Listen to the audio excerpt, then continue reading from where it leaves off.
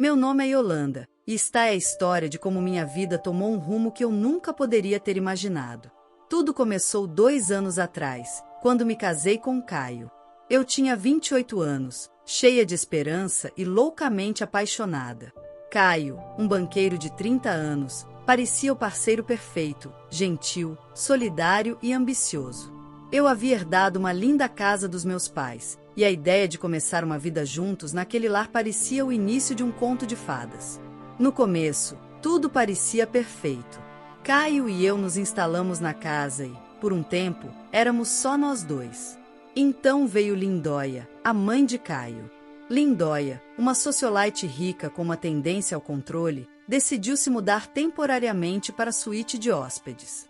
Ela disse que era para nos ajudar a nos ajustar à vida de casados, mas, olhando para trás, percebo que foi o primeiro passo dela para dominar nossas vidas. Lindóia não era uma mulher fácil de agradar. Ela tinha uma maneira de fazer você se sentir pequena sem nunca levantar a voz. A cada momento, ela me criticava. Minha culinária, minha decoração, até a forma como eu administrava as finanças da casa. Yolanda, dizia ela com um tom afiado, você realmente acha que esse tom de azul combina com a sala de estar? É tão infantil.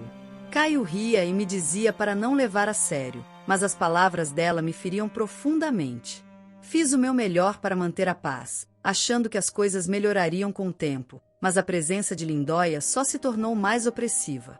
Cada decisão que eu tomava era questionada, e Caio, para minha decepção, raramente ficava do meu lado.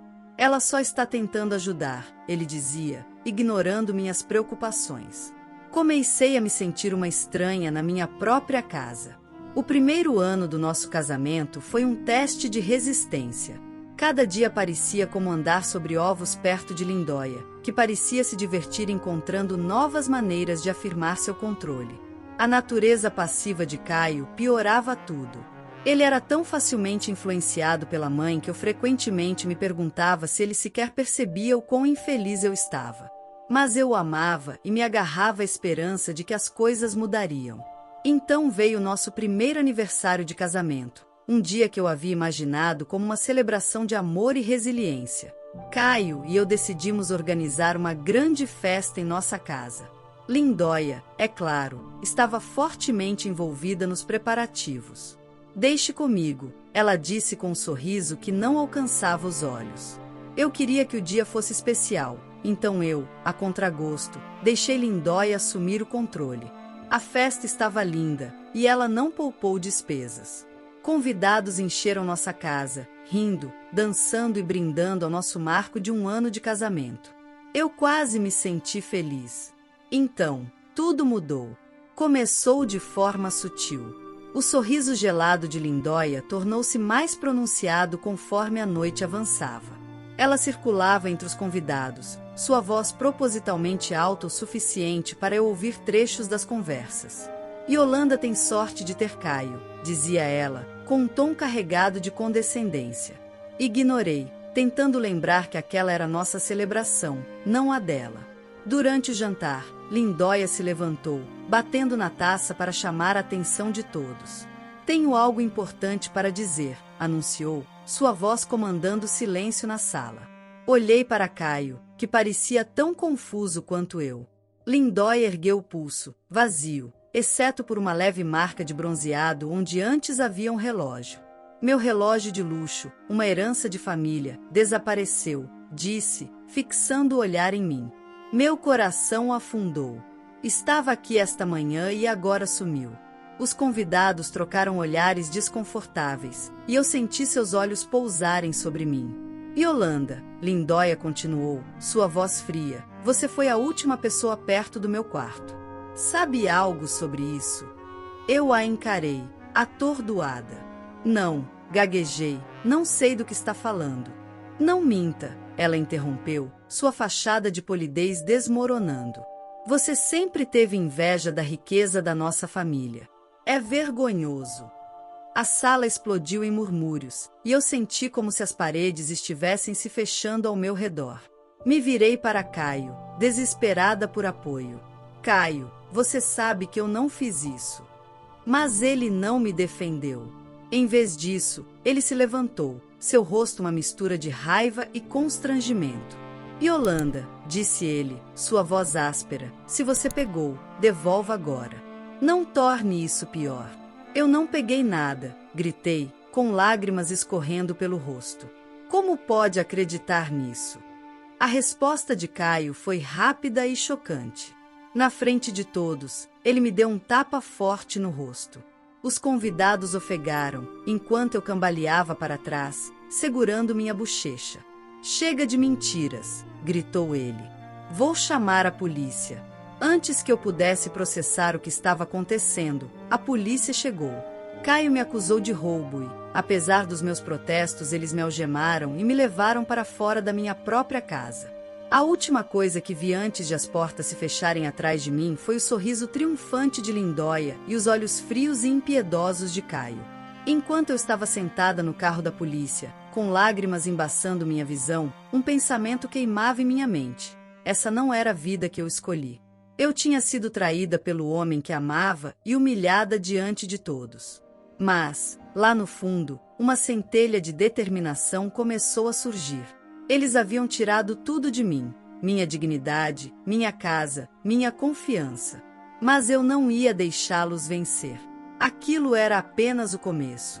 A noite em que fui levada pela polícia parecia um pesadelo do qual eu não conseguia acordar. A humilhação de ser algemada na frente de familiares, amigos e estranhos ainda queimava em minha memória. O sorriso de Lindóia e a indiferença de Caio me assombravam. Sentada na sala fria de interrogatório, percebi que estava completamente sozinha. Os policiais me questionaram por horas. Se eu tinha roubado o relógio, se guardava rancores contra minha sogra, onde eu tinha estado naquele dia. Repetidas vezes, insisti em minha inocência, mas os olhares céticos deles deixavam claro que não acreditavam em mim. Eles chegaram a revistar meus pertences, como se o relógio fosse magicamente aparecer na minha bolsa ou nos meus bolsos. É claro que não encontraram nada, mas a humilhação só aumentava. Eventualmente, me liberaram por falta de provas, mas o estrago já estava feito. Saí da delegacia nas primeiras horas da manhã, atordoada e devastada. Queria voltar para casa, mas onde era a casa agora? Minha casa, minha herança, tinha sido reivindicada por Caio e Lindóia, como se nunca tivesse pertencido a mim. Acabei em um hotel simples, sentindo-me mais perdida do que jamais me senti. Sentada na beira da cama, encarei meu reflexo no espelho rachado. Minha bochecha ainda estava vermelha e inchada do tapa de Caio. A dor era um cruel lembrete de até onde as coisas tinham desmoronado. Como eu cheguei aqui? Como eu deixei que eles fizessem isso comigo? Nos dias que se seguiram eu vaguei pela vida em um nevoeiro. Ligações de amigos e familiares inundavam meu telefone, a maioria deles fofocando sobre o que tinha acontecido. Ninguém oferecia apoio verdadeiro, apenas curiosidade disfarçada em finas camadas de preocupação. Eu não atendia. O que eu poderia dizer? Que meu marido tinha se voltado contra mim, que eu fui incriminada, que perdi tudo. Eu não queria a pena deles. Eu precisava de um plano. Então, como uma piada cruel, recebi um aviso de despejo. Apesar de a casa ser legalmente minha, Caio manipulou a situação e transferiu a propriedade para si mesmo. Ele usou nosso casamento como uma arma para tomar o que meus pais tinham me deixado. O aviso foi meu ponto de ruptura. Eu não estava apenas magoada, eu estava furiosa. Eles me humilharam, roubaram minha casa e tentaram me pintar como uma ladra. Mas eu não ia deixá-los vencer. Algo dentro de mim mudou naquele dia. Eu não seria mais a vítima deles. Eu iria lutar. O primeiro passo foi registrar um boletim de ocorrência contra Caio e Lindóia. Entrei na mesma delegacia onde fui interrogada e contei tudo aos policiais. Contei como Lindóia me acusou falsamente, como Caio me agrediu e como eles tomaram minha herança de forma fraudulenta. Os policiais ouviram, mas eu podia ver a dúvida em seus olhos. Era óbvio que eles achavam que era apenas uma briga doméstica. Isso não é só sobre mim, eu disse firmemente. É sobre justiça. Eles roubaram tudo o que eu tenho, e eu posso provar. Foi então que fui apresentada a detetive Miranda, uma investigadora séria e objetiva que imediatamente levou meu caso a sério.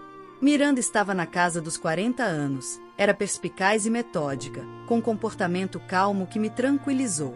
Ela prometeu investigar minhas alegações, mas me alertou que levaria tempo para construir um caso. Eles parecem espertos, ela disse, mas pessoas espertas deixam rastros. Nas semanas seguintes, Miranda e sua equipe trabalharam incansavelmente. Eles analisaram registros financeiros, documentos legais e depoimentos de testemunhas. Eu forneci tudo o que tinha: e-mails, extratos bancários, até mensagens de texto de Caio que sugeriam seus planos de tomar o controle da casa. Foi um processo lento e exaustivo. Mas, pela primeira vez em semanas, senti um propósito. Durante esse período, comecei também a recuperar minha confiança. Encontrei apoio em lugares inesperados, como na gentil mulher que administrava o hotel onde eu estava hospedada. Seu nome era Angélica, e ela me oferecia refeições quentes e palavras de encorajamento nos momentos em que eu mais precisava. "Você é mais forte do que pensa", ela disse certa noite. "Não deixe que eles tirem isso de você." Um dia, Miranda me ligou com uma descoberta. "Yolanda", ela disse, sua voz tingida de excitação, "encontramos algo. Caio e Lindóia estão desviando dinheiro das suas contas para um fundo separado. Eles têm encoberto bem as evidências, mas temos o suficiente para seguir adiante." Ouvir aquelas palavras foi como um salva-vidas. Pela primeira vez, vi um vislumbre de esperança. Miranda explicou que precisariam de mais tempo para construir um caso sólido, mas eu finalmente começava a ver as falhas na fachada perfeita de Caio e Lindóia. Não se tratava apenas do dinheiro ou da casa agora. Era sobre recuperar minha vida e defender a mim mesma. Eles tentaram me destruir, mas eu ainda estava de pé e não pararia até vê-los enfrentarem a justiça.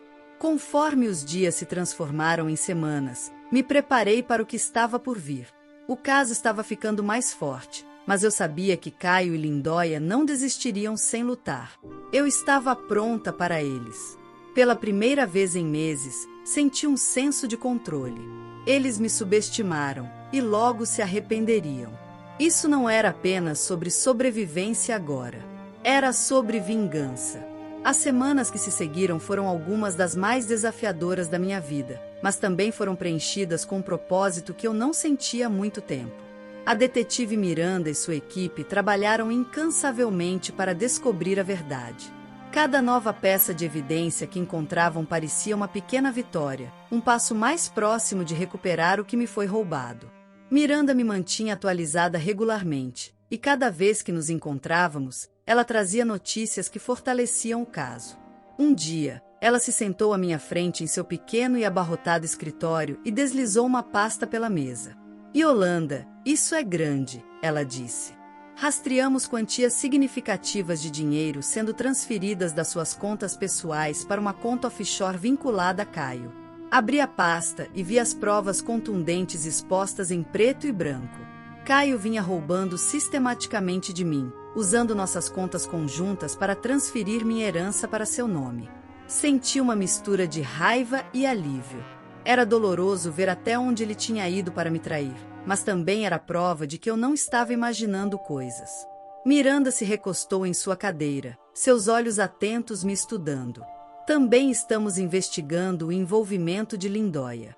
Pelo que reunimos, ela tem orquestrado tudo isso desde o início.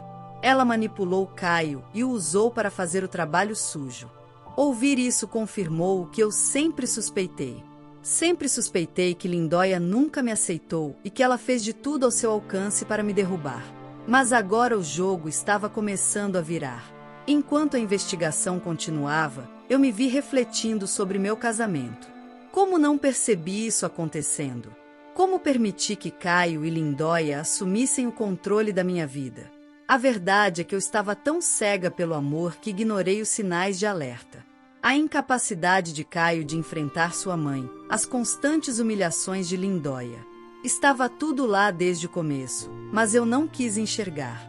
Certa noite, enquanto estava no meu quarto de motel, recebi uma ligação de Miranda. "Yolanda", ela disse, sua voz séria. Encontramos mais uma coisa. Caio e Lindóia estão tentando vender a casa. Eles a listaram sob um nome falso para evitar suspeitas. Meu coração afundou. Aquela casa não era apenas um edifício para mim, era o último pedaço do legado dos meus pais. A ideia de eles lucrarem com isso fazia meu sangue ferver. Podemos impedi-los? Perguntei, minha voz tremendo de raiva. Sim, Miranda disse com firmeza. Já protocolamos uma liminar para congelar a venda. Eles não podem tocar na propriedade até que este caso seja resolvido. Foi naquele momento que percebi o quão importante era continuar lutando. Aquilo não era mais apenas sobre mim, era sobre proteger a memória dos meus pais e garantir que Caio e Lindóia não saíssem impunes de sua crueldade. O próximo grande avanço veio quando a equipe de Miranda encontrou e-mails entre Caio e Lindóia. Nesses e-mails, Lindóia instruía explicitamente Caio sobre como me manipular para assinar a casa em nome deles. Suas palavras eram frias e calculistas, sem qualquer consideração pelos danos que estavam causando. Veja, Yolanda, disse Miranda enquanto me mostrava os e-mails. Isso não é apenas fraude. É abuso emocional também. Eles planejaram tudo desde o começo. Senti uma onda de raiva enquanto lia as palavras de Lindóia. Ela sempre se apresentou como uma mulher sofisticada e educada, mas aqueles e-mails revelaram sua verdadeira natureza. Ela era uma estrategista, uma manipuladora e uma mentirosa. E agora, o mundo veria quem ela realmente era.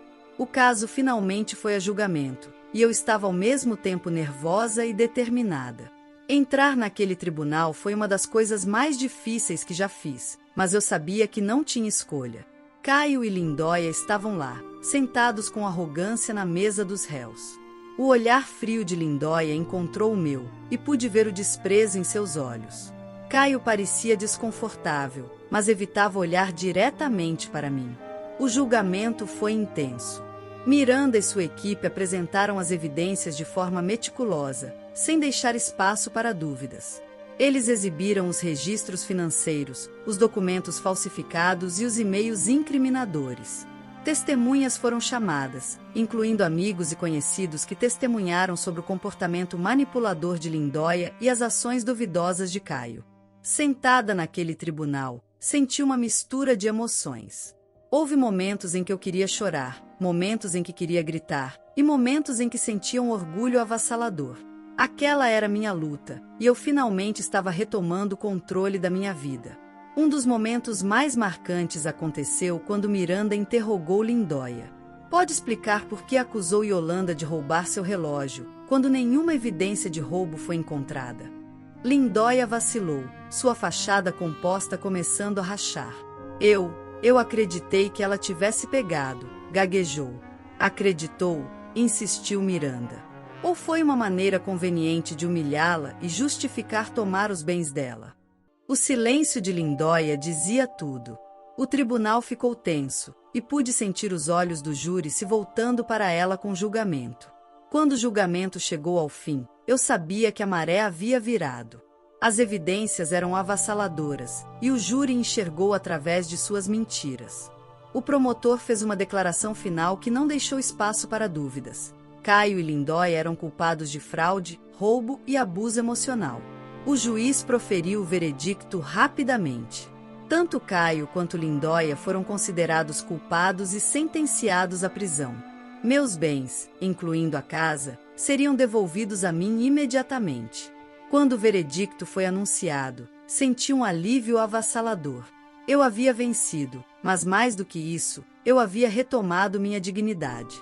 Não foi apenas uma vitória legal, foi uma vitória pessoal. Pela primeira vez em muito tempo, senti-me forte, empoderada e pronta para recomeçar. A luta havia terminado, mas minha jornada estava apenas começando. Enquanto o tribunal esvaziava e os últimos ecos do martelo se apagavam, fiquei parada, permitindo que o peso de tudo se assentasse. Havia terminado.